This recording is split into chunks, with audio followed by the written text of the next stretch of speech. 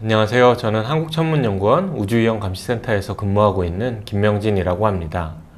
오늘 제가 여러분들에게 소개시켜 드릴 내용은 소행성 탐사라는 주제입니다. 보시는 화면은 최근에 작사, 일본 우주항공우주개발기구에서 하야부사2라고 하는 그런 임무를 통해서 소행성에 탐사를 한 류구라고 하는 소행성의 모습입니다.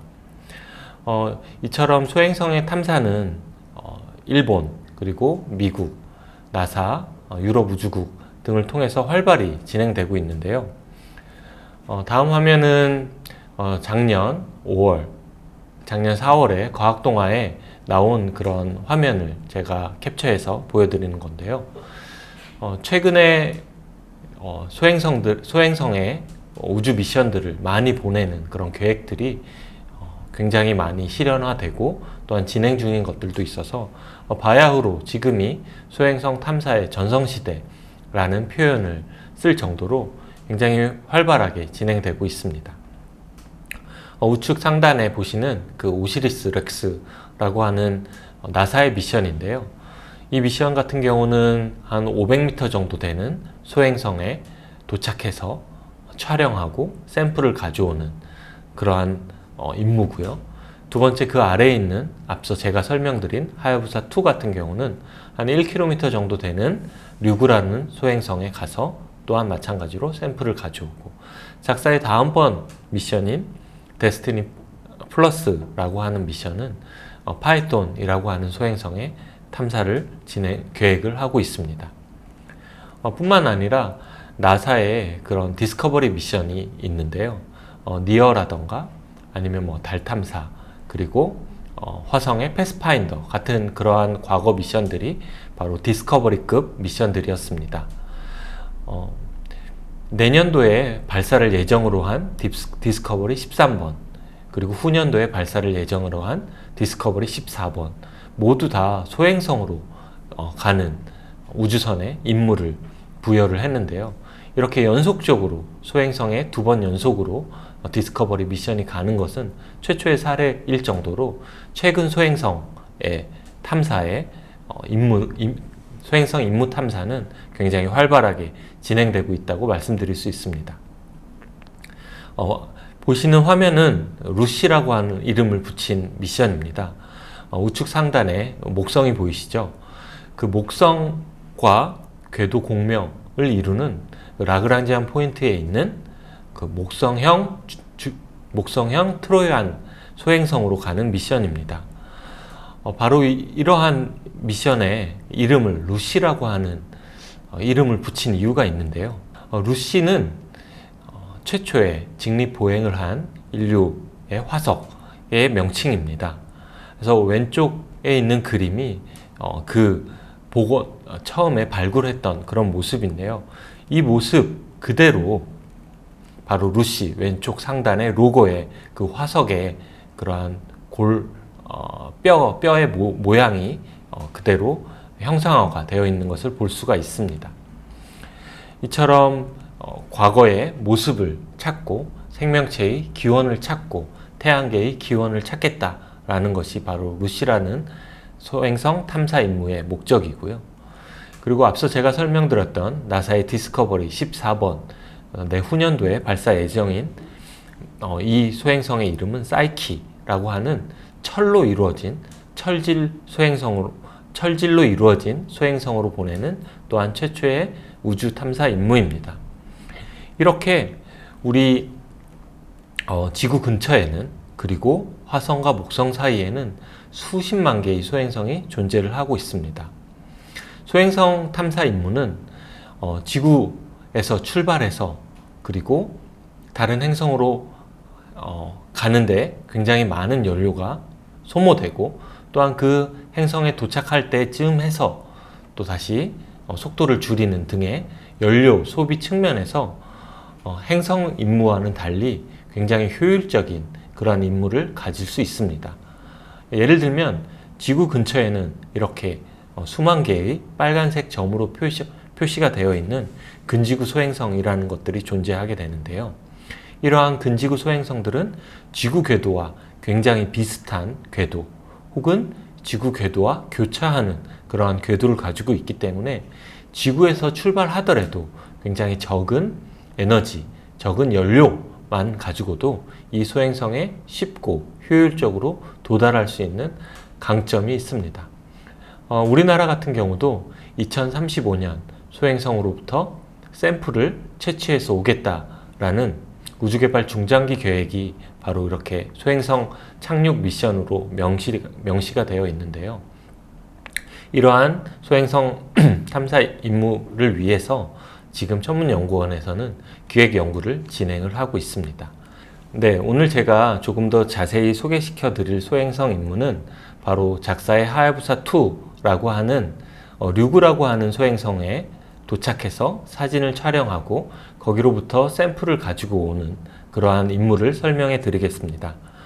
이 류구라고 하는 소행성은 이전 미션이었던 하야부사1이 S타입, 실리케이트, 석질 운석, 석질 소행성이었던 반면에 이 류구는 C타입 소행성으로 카보네이셔스, 탄소질 소행성입니다.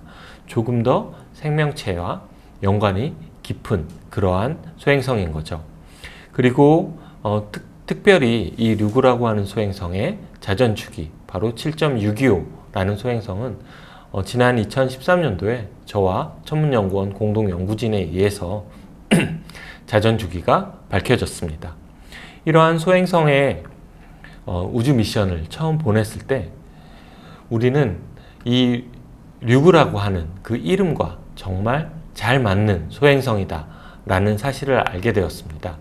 류구는 사실 한자어로는 용궁, 일본의 그런 전래동화에서 명칭을 따온 그런 이름인데요. 처음에 소행성을 탐사선이 바로 직접 갈 때 소행성을 찾고 디텍션해서 가는 것이 아니라 주변 별들의 위치를 이용해서 상대적으로 궤도를 결정해서 소행성의 궤도로 접근하게 됩니다. 그러다가 소행성이 탐사선의 카메라, 내비게이션 카메라에 처음 들어왔을 때의 모습이 왼쪽 상단에 그런 희미하게 보이는 류구의 모습입니다.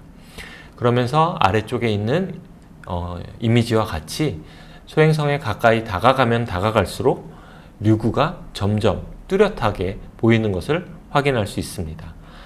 우측 하단에 커다랗게 보이는 다이아몬드처럼 생긴 그 류구라고 하는 소행성은 탐사선 하야부사2가 류구 상공으로부터 20km 떨어진 위치에서 촬영한 사진인데요. 보시는 것처럼 움푹 들어간 그런 충돌구가 보이기도 하고 약간 표면이 거칠게 되어 있는 모습을 볼 수가 있습니다. 이것은 류구 소행성의 가장 큰 특성인데요. 잠시 뒤에 조금 더 자세하게 설명드리도록 하겠습니다. 처음에 하야부사2가 소행성에 다가가면서 이 소행성을 사진 촬영하고 샘플을 리턴하기 전에 했던 일이 바로 조그만한 착륙선 하나를 소행성에 착륙시키는 거였습니다. 그 착륙선의 이름은 미네르바 2A21이라는 착륙선이었는데요. 보시는 것처럼 왼쪽 상단에 홈 포지션 20km 되는 위치로부터 탐사선이 조금씩 하강을 시작을 해서 미네르바 21이라고 하는 조그만 미니 랜더를 소행성 표면에 착륙시키는 그러한 과정을 나타낸 그림인데요. 다음 사진은 그 탐사선이 소행성 하야부사2 모선으로부터 떨어져 나오면서 그 모선을 촬영을 한 모습입니다. 가운데 상단에 그 하야부사2 우주선의 태양 패널, 태양 전지판을 볼 수가 있고 이제 회전을 하면서 류구라고 하는 착륙지를 또한 촬영을 한 모습입니다. 이렇게 정확하게 미네르바 21이 소행성 류구에 안착을 하고 최초로 작사 팀에 보내져 있는 사진입니다. 사실 저도 앞서 설명드렸던 그러한 과학 임무팀에 하야부사 2 팀에 함께 참여를 하고 있어서 이 이메일도 바로 같이 받아보게 되었는데요. 이 사진을 받자마자 모든 하야부사 2 관계자들이 놀란 것은 정말 바닷속 용궁처럼 생겼구나 라고 놀란 것입니다. 우리가 이름을 참 잘 지었구나 라는 그런 이야기도 하였는데요. 이처럼 우리가 류구의 표면을 이렇게 가까이 들여다봤을 때 굉장히 놀란 것은 보시는 것처럼 표면이 매우 거칠고 그리고 작거나 큰 자갈로 이루어져 있다는 사실입니다. 이것은 굉장히 놀라운 사실인데요. 또 혹은 이렇게 때로는 커다란 바위 덩어리가 보이기도 하고요. 그 탐사선이 정확하게 안착을 해서 소행성 표면을 촬영을 했는데 소행성도 지구와 마찬가지로 자전을 하기 때문에 이렇게 태양빛이 움직이는 것처럼 보이기도 합니다. 우리가 이처럼 놀란 이유는 뭐냐면 지금까지, 그러니까 하야부사 2 이전까지 인류가 소행성을 방문해서 촬영한 사진들을 보시면 대부분 다 소행성들의 표면이 매끈하게 이렇게 보이는 모습을 지금까지는 알고 있었는데요.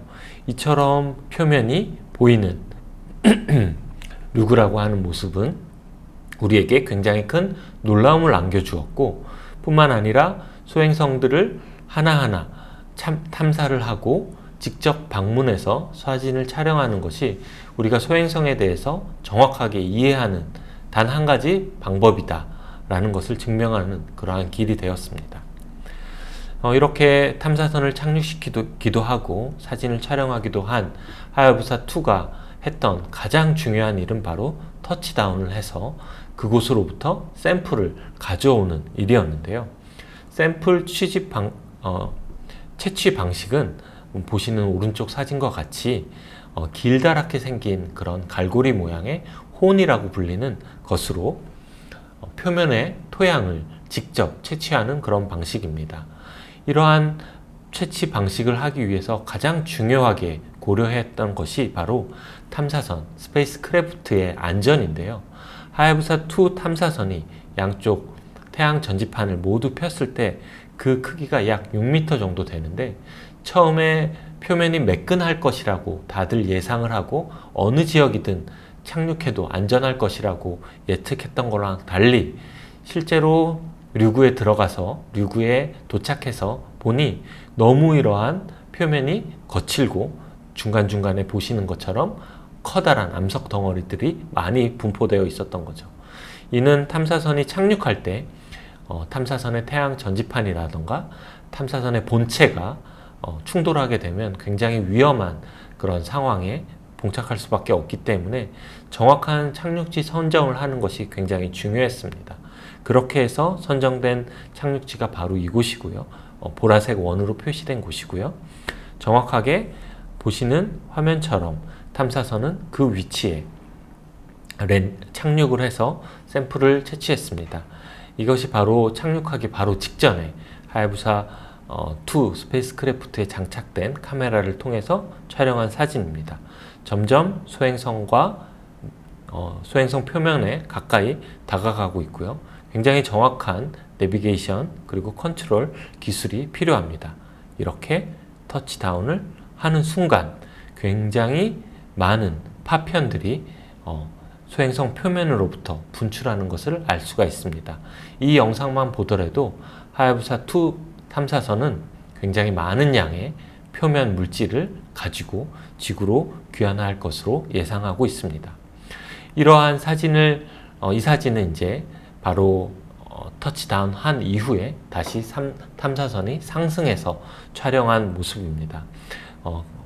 가운데 왼쪽쯤에 보이는 것이 바로 탐사선의 그림자 모습이고요. 가운데 부분에 보이는 약간 불로 그을린 듯한 그러한 모습이 바로 탐사선이 실제로 착륙했던 그러한 위치입니다. 이 샘플 리턴, 터치다운 앤 샘플 리턴 미션은 굉장히 고난이도 임무이기 때문에 바로 이러한 영상을 얻고 탐사선이 안전하다라는 신호를 받은 작사의 하야부사 2 임무 멤버들은 바로 이런 것처럼 환호성을 지르고 마치 나사에서 혹은 이사에서 미션에 성공했을 때 그러한 분위기로, 축하의 분위기로 연출이 됐습니다. 2030년대에 우리나라도 소행성 탐사를 성공을 하게 되면 여러분들이 바로 이 자리에서 함께 축하하고 저와 함께 그러한 격려하는 모습을 가졌으면 좋겠습니다.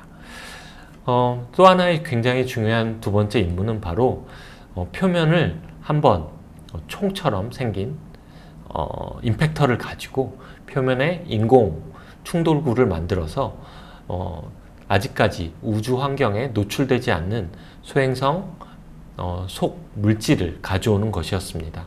이것 역시 굉장히 고난이도의 그러한 임무였는데요. 성공적으로 임팩터를 통해서 인공 충돌구를 만들었고 여기에 터치다운 역시 정확하게 성공적으로 수행을 하였습니다. 하야부사 2 같은 경우는 이제 모든 임무를 다 마치고 류구로부터 떠나서 지구로 귀환하고 있는데요. 올해 2020년 12월 달에 바로 이제 그 샘플 귀환체를 지구에 착륙시키고 다른 소행성으로 떠날 예정에 있습니다. 네, 이상 오늘 강의를 마치도록 하겠습니다. 감사합니다.